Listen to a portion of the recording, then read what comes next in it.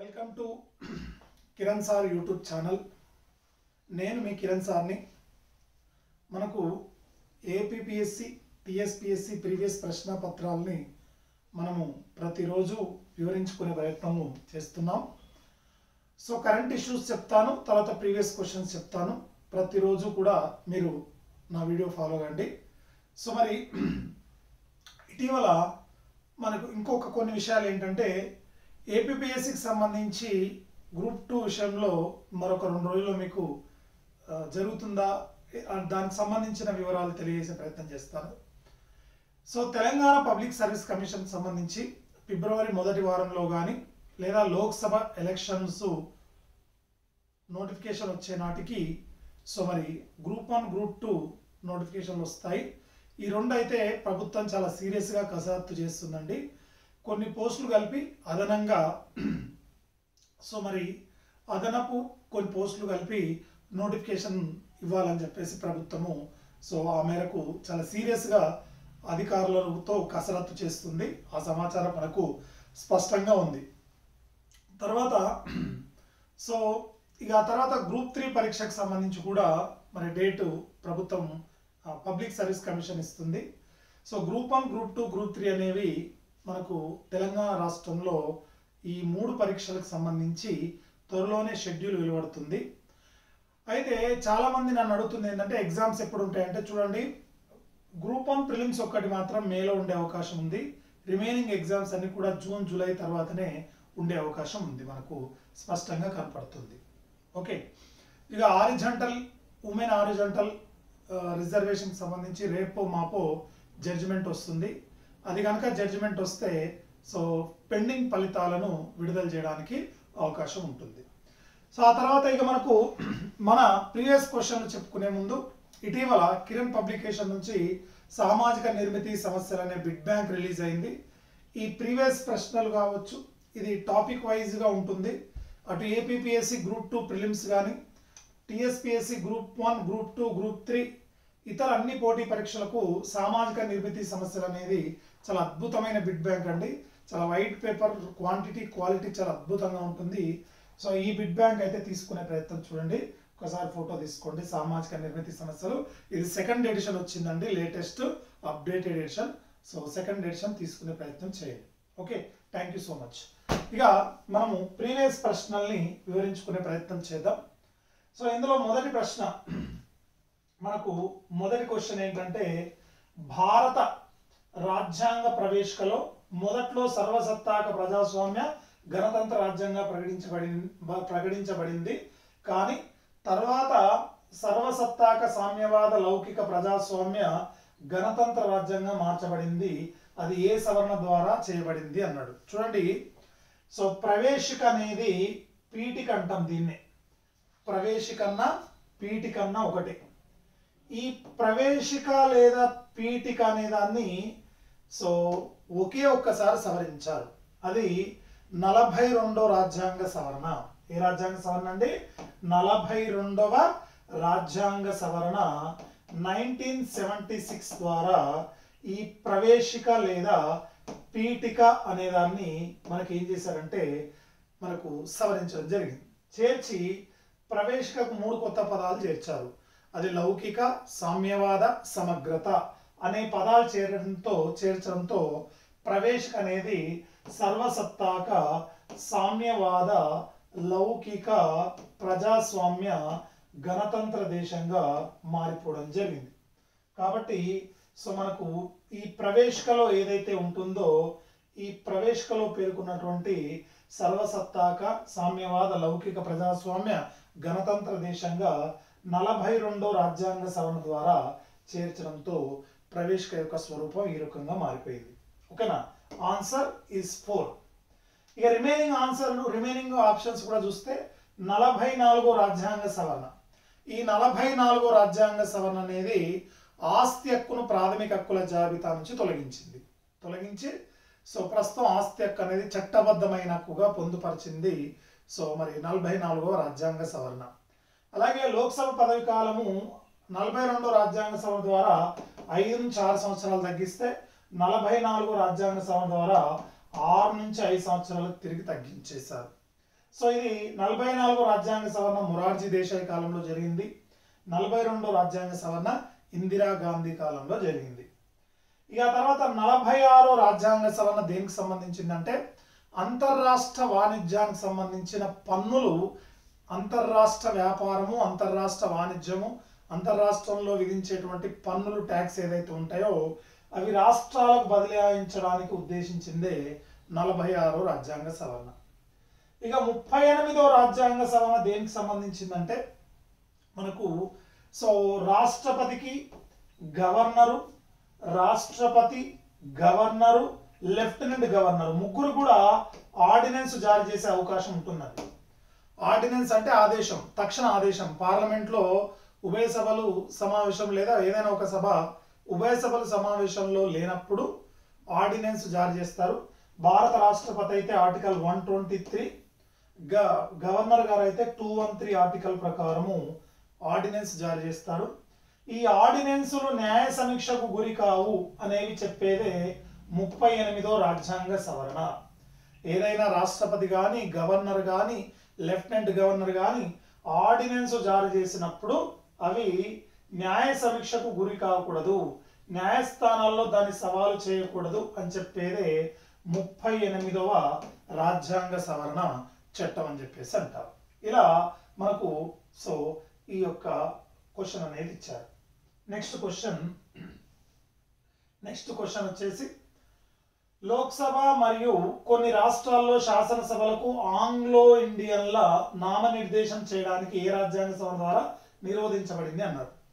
చూడండి, మన రాజ్యాంగం అమల్లోకి వచ్చే సందర్భంలో షెడ్యూల్డ్ కులాల వారికి, షెడ్యూల్డ్ తెగల వారికి రిజర్వేషన్లు ఉంటాయి. దాంతోపాటు ఆంగ్లో ఇండియన్ల రిజర్వేషన్లు కూడా ఉంటాయి. అయితే ఇవి ఈ ఎస్సీ ఎస్టీ రిజర్వేషన్లు 8వ రాజ్యాంగ సవరణ, 23వ రాజ్యాంగ సవరణ, 45వ రాజ్యాంగ సవరణ, 62వ రాజ్యాంగ సవరణ, 79వ రాజ్యాంగ సవరణ, 95వ రాజ్యాంగ సవరణ, తర్వాత 104వ రాజ్యాంగ సవరణ ద్వారా మనకి ఏం చేశారంటే ఎస్సీ ఎస్టీ రిజర్వేషన్లు పొడిగించారు. ఎన్నో రాజ్యాంగ సవరణ? 104వ రాజ్యాంగ సవరణ ద్వారా పొడిగించారు. అయితే 104వ రాజ్యాంగ సవరణ ద్వారా ఎస్సీ ఎస్టీ రిజర్వేషన్లు అయితే పొడిగించారు కానీ ఆంగ్లో ఇండియన్ల రిజర్వేషన్లు పొడిగించలేదు. ఏ రిజర్వేషన్లు? ఆంగ్లో ఇండియన్ల రిజర్వేషన్లు పొడిగించలేదు. దానివల్ల 104వ రాజ్యాంగ సవరణ చట్టం ద్వారా ఆంగ్లో ఇండియన్లకు లోక్సభలో 2 ఆంగ్లో ఇండియన్లు, ప్రతి రాష్ట్ర శాసనసభకు గవర్నర్ ఒక ఆంగ్లో ఇండియన్ నామినేట్ చేసేవాడు గతంలో. సో మరి ఆ యొక్క విధానాన్ని 104వ రాజ్యాంగ సవరణ ద్వారా రద్దు చేసేసారు. అంటే దాన్ని రిజర్వేషన్ పొడిగించకపోవడంతో ఆ విధానం రద్దయింది. సో 331 ఆర్టికల్ ప్రకారం లోక్సభలో 2 ఆంగ్లో ఇండియన్లు గతంలో రాష్ట్రపతి నామినేట్ చేసేవాడు. 333 ఆర్టికల్ ప్రకారము రాష్ట్ర శాసనసభకు ఒక ఆంగ్లో ఇండియన్ గవర్నర్ను నామినేట్ చేసేవాడు. ఈ 2 నిబంధనల్ని రాజ్యాంగం నుంచి ఏమైంది? తొలగించినట్టు అయ్యింది. కాబట్టి సో 104వ రాజ్యాంగ సవరణ is the right answer.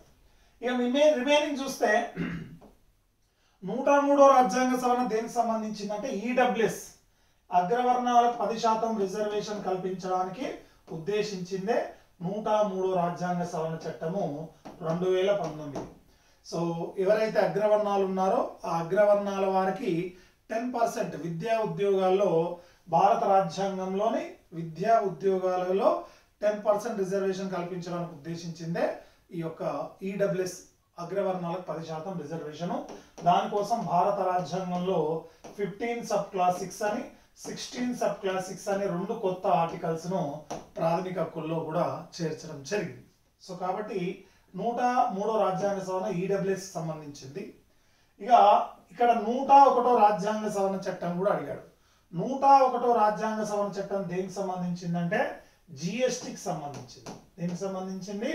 GST అనేది 101వ రాజ్యాంగ సవరణ చట్టం 2016లో చేసి 2017 జూలై 1 నుండి GST goods and service tax act లేదా వస్తు సేవల పన్ను చట్టం అని చెప్పేసి అంటాము, అది అమల్లోకి వచ్చింది.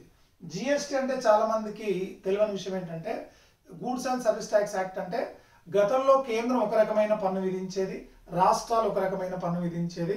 ఇప్పుడు జిఎస్టి అమల్లోకి రావడం వల్ల కేంద్ర ప్రభుత్వము, రాష్ట్ర ప్రభుత్వం ఒకే రకమైన పన్ను విధానము విధించడం జరుగుతుంది. అదే జిఎస్టికి సంబంధించి. ఇది 2017 జూలై 1 నుంచి అమల్లోకి వచ్చింది. జిఎస్టి కోసం భారత రాజ్యాంగంలో చేర్చిన సో భారత రాజ్యాంగంలో చేర్చిన ఆర్టికల్స్ ఒకటి 246A, 2 269A, 3 279A. ఈ 3 ఆర్టికల్స్ జిఎస్టి కోసం చేశారు. 246Aలో జిఎస్టికి సంబంధించి చట్టం చేసే అధికారం భారత పార్లమెంటుకు ఉండడం. 269Aలో అంతర్రాష్ట్ర రవాణాలో జరిగే వస్తువుల అమ్మకం కొనుగోలు కేంద్ర రాష్ట్రాల మధ్య పంచడము.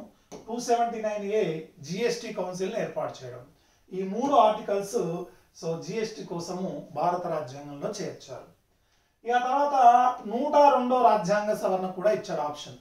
102వ రాజ్యాంగ సవరణ అనేది OBC commission, other backward commission లేదా ఇతర వెనుకబడిన కులాల కమిషన్ సంబంధించి సో రాజ్యాంగబద్ధ హోదా కల్పించడానికి ఉద్దేశించిందే ఓబీసీ కమిషన్. దీనికోసం భారత రాజ్యాంగంలో 338 సబ్ క్లాస్ బి అనే కొత్త నిబంధనని మనకు చేర్చడం జరిగింది. అయితే ఇటీవల 105వ రాజ్యాంగ సవరణ కూడా సో ఓబీసీకి సంబంధించి గతంలో ఓబీసీ కోటా నిర్ణయించే అధికారము కేంద్రానికి ఉండేది, కానీ ఓబీసీ కోటా నిర్ణయించే అధికారము రాష్ట్రాల కల్పిస్తూ తీసుకొచ్చిన చట్టమే 105వ రాజ్యాంగ సవరణ చట్టం. ఓకే, ఇదైతే ఆన్సర్ వచ్చేసి 104 రాజ్యాంగ సవరణ అని చెప్పేసి అంటాం. Next question.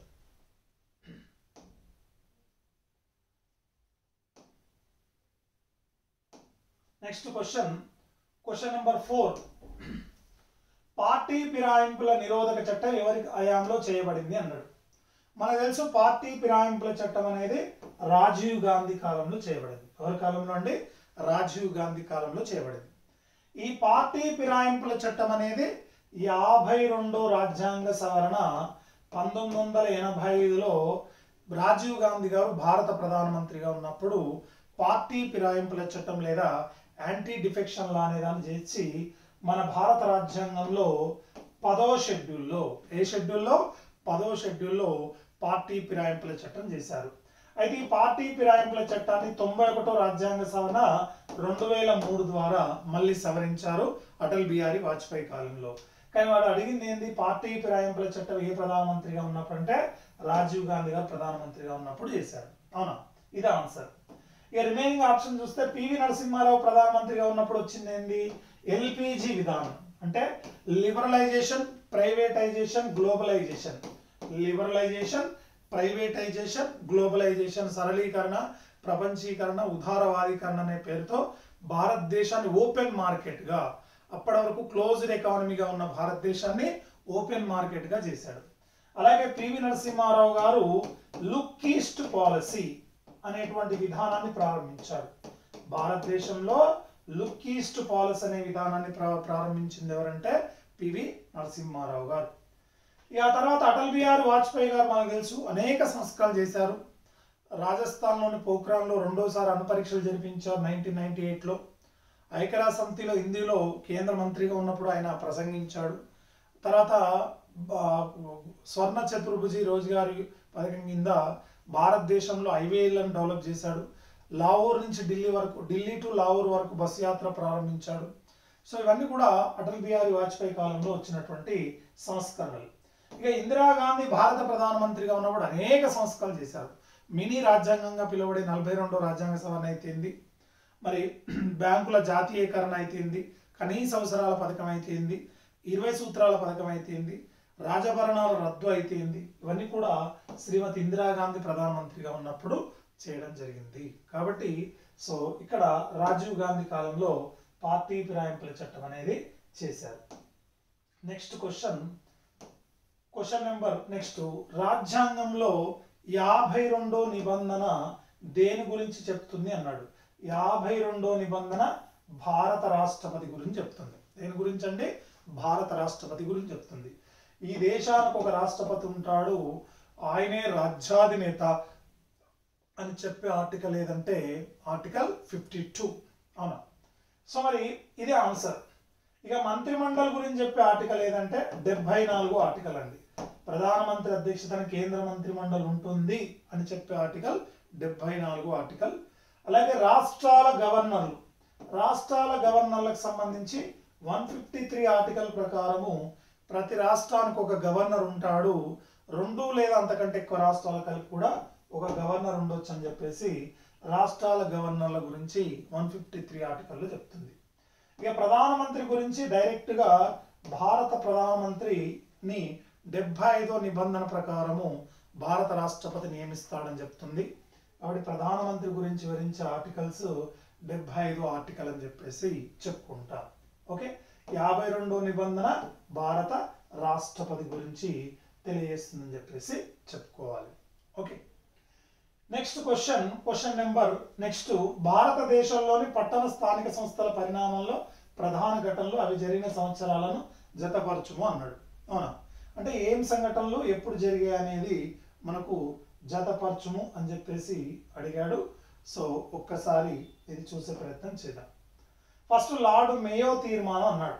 మనకు తెలుసు భారతదేశంలో వికేంద్రీకరణ డీసెంట్రలైజేషన్కి నాంది పలికిన మొదటి వైస్రాయ్ ఎవరంటే లార్డ్ మేయో అని చెప్పేసి అంటాం. అంటే పరిపాలన పై స్థాయిలో ఉండొద్దు, కింది స్థాయి వరకు విస్తరించాలని చెప్పేసి వికేంద్రీకరణకు నాంది పలికిన మొదటి వైస్రాయ్ ఎవరంటే లార్డ్ మేయో. అలాగే భారతదేశంలో హత్యకు గురైన ఏకైక వైస్రాయ్ లార్డ్ మేయో.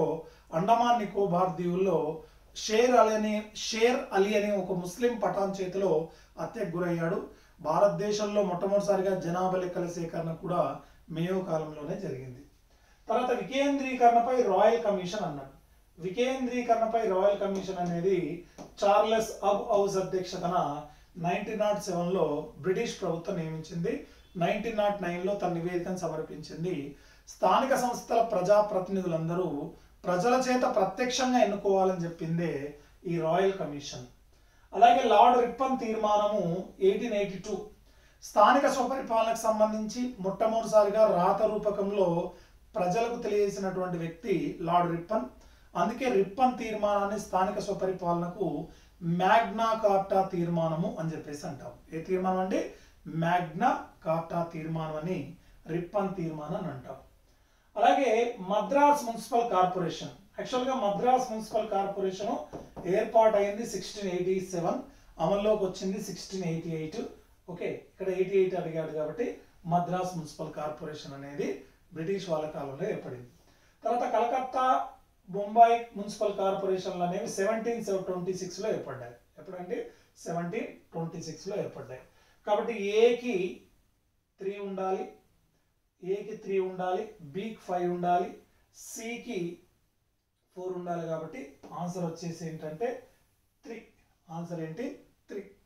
సో కాబట్టి ఇలా మనము ప్రతి క్వశ్చన్ కూడా ఎక్స్ప్లెయిన్ చేసుకొని ఈ రకంగా మనము మరిన్ని క్వశ్చన్స్ ఎక్స్ప్లెయిన్ చేసుకునే ప్రయత్నము భవిష్యత్తులో చేద్దాం. Thank you so much.